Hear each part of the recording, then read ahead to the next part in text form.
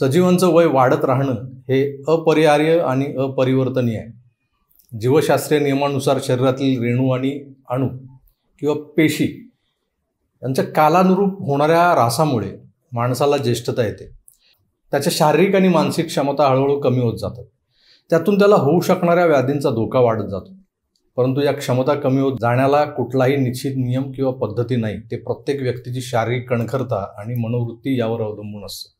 म्हणूनच वयाची 70 किंवा 80 ही काही वर्ष आहेत ती पार करून सुद्धा अतिशय कार्यक्षम आणि उत्साहानं आयुष्य जगणारी अनेक ज्येष्ठ माणसं आपण आपल्या सभोवताली पाहत असतो. आजचा आपला विषय हा ज्येष्ठांशी संबंधित असणार आहे. तुमच्या लक्षात आलेलं असेलच. सॅटर्डे क्लबच्या आपल्या विशेष कार्यक्रमासाठी संशोधन करणारे प्रसिद्ध लेखक डॉक्टर गिरीश वालावलकर यांनी एका वेगळ्या अँगलने या काहीशा दुर्लक्षिलेल्या उद्योगाबद्दल बरीच माहिती एकत्रित करून या एपिसोडमधून मांडण्याचा प्रयत्न केला आहे.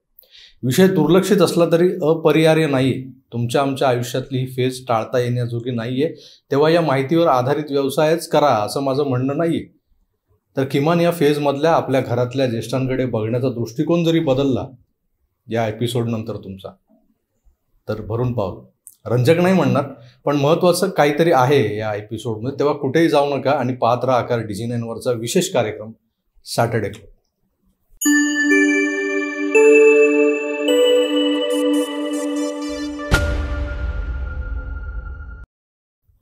मित्रो नमस्कार. ज्येष्ठांच्या देखभालीचा उद्योग ज्येष्ठांचं आयुष्य कार्यक्षम आणि उत्साही करण्यासाठी तज्ज्ञांच्या मार्गदर्शन आणि सूचनांनुसार त्यांना आवश्यक त्या सेवा आणि सुविधा पुरवतो.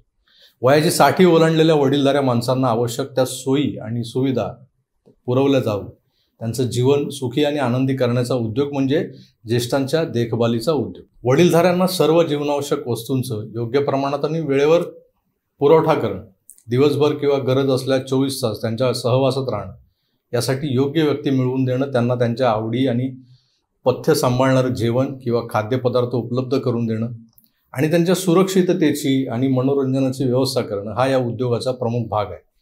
त्याचबरोबर त्यांना औषधं, कुशल परिचारिका आणि वैद्यकीय सेवा सहजतेनं आणि आवश्यकतेनुसार घरपोच उपलब्ध करून देणं ही सुद्धा या उद्योगाची महत्त्वाची अंग आहे.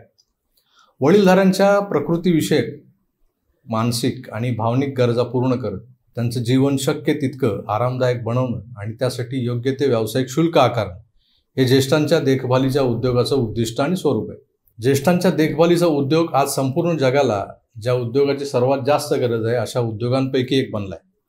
ज्येष्ठांच्या देखभालीच्या उद्योगाची जागतिक बाजारपेठ मार्केट आज वार्षिक 57 लाख कोटी रुपये इतकी आहे. भारतामध्ये उद्योगाला आज साधारण वार्षिक 35,000 कोटी रुपयांची बाजारपेठ आहे.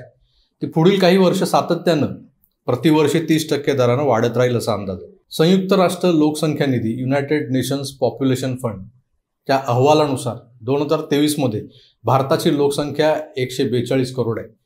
त्यामध्ये 60 वर्षांवरील वयाचे जे लोक आहेत ते जवळपास 14 कोटी लोक आहेत. भारतीय माणसाचं सरासरी आयुष्यमान 1969 साली 47 वर्ष होतं. 1994 साली ते 60 वर्ष झालं आणि 2023 साली ते 69 वर्ष झालेलं आहे.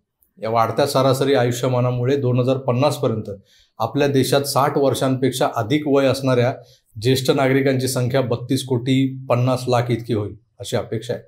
यातून ज्येष्ठांच्या देखभालीचा उद्योग पुढे किती प्रचंड प्रमाणात वाढत जाणार आहे हे स्पष्ट होईल. ज्येष्ठांच्या गरजा त्यांच्या आर्थिक, शैक्षणिक, सामाजिक, व्यावसायिक आणि भौगोलिक परिस्थितीनुसार वेगवेगळ्या असतात. पण तरीसुद्धा वयोगटानुसार त्यांच्यामध्ये काही साम्य आढळतं. 60 ते 70 वयोगटातील ज्येष्ठ सामान्यतः स्वावलंबी असतात. एखाद्या व्यवसायात असतील तर तिथे आपलं काम योग्य त्या जबाबदारीने पार पाडू शकतात. नोकरी व्यवसायातून निवृत्त झाले असतील तर थोडीफार बाजारहाट करणं, नातवंडांना सांभाळणं यासारख्या घरगुती जबाबदाऱ्या घेऊन त्या पार पाडतात. फक्त आता ते वर्तमानापेक्षा भूतकाळात जास्त रमू लागलेले असतात. ते तरुण असतानाचे सिनेमे, नाटकं, गाणी या विषयांवर बोलणं त्यांना आनंद देत असतं. 70 नंतर त्यांना औषधं, डॉक्टर्स आणि परिचारिका यांची गरज पडते, जास्त प्रमाणात भासू लागते. 80 नंतर शारीरिक त्रास थोडे अधिक वाढलेले असतात. बऱ्याच वेळा विस्मरण होऊ लागतं. काही जणांच्या आयुष्याचा जोडीदार निवर्तलेला असतो आणि त्याच्या आयुष्यात एक प्रकारचा एकाकीपणा आलेला असतो. ते धार्मिक आणि आध्यात्मिक गोष्टींमध्ये जास्त रमू लागतात.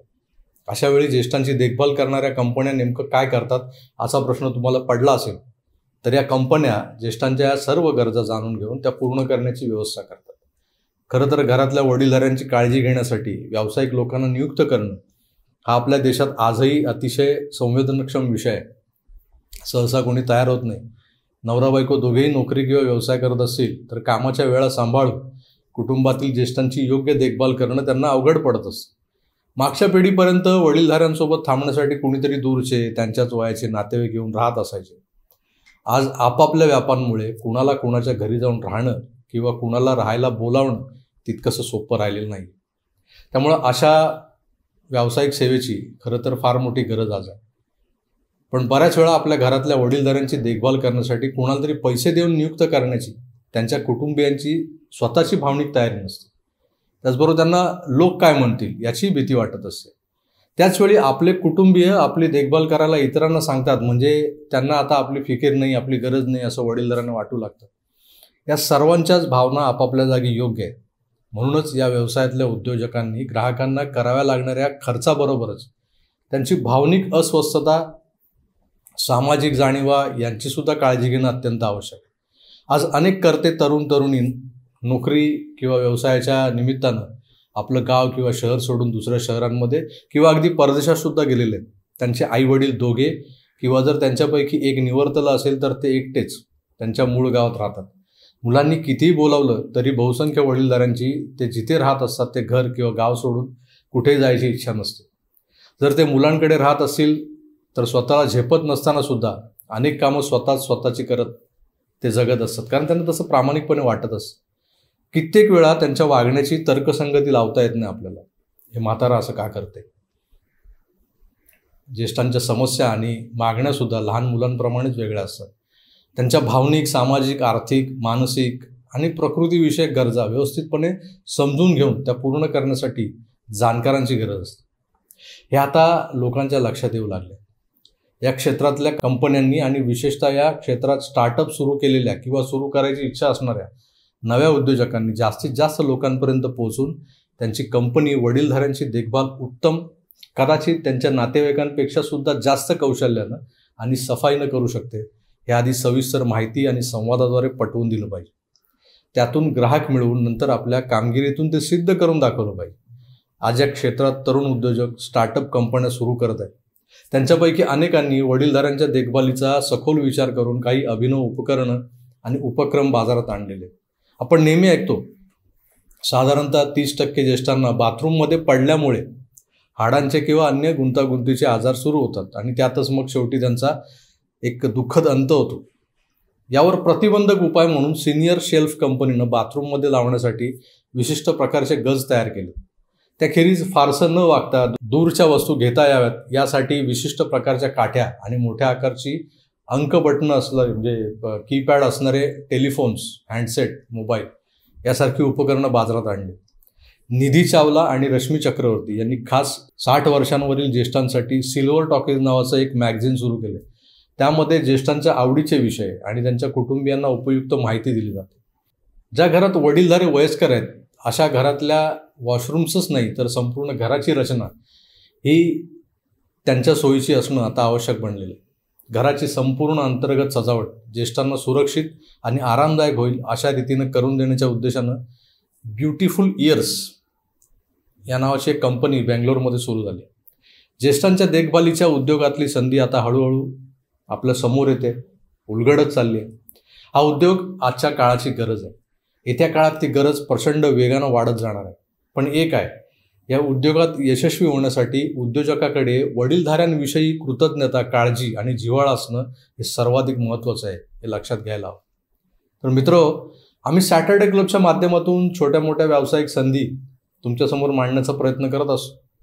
तुम्हाला पटलं तर नक्की त्यापैकी एखाद्या व्यवसायात उडी मारा, मेहनत करा, सचोटीनं व्यवसाय करा, नक्कीच यशस्वी व्हाल. ह्या माझ्या सदिच्छा आहेत. पण या सगळ्या गोष्टी किती मनावर घ्यायच्या हे आपल्या मराठी तरुणांना अद्याप उमगलेलं नाही, समजलेलं नाही याची खंत वाटते. आणि या नोटवर मी तुमची रजा घेतो, जास्त ज्ञान देत नाही. पुन्हा भेटूच, तोवर आपली काळजी घ्या आणि पाहत राहा AKAR DG9. धन्यवाद. नमस्कार.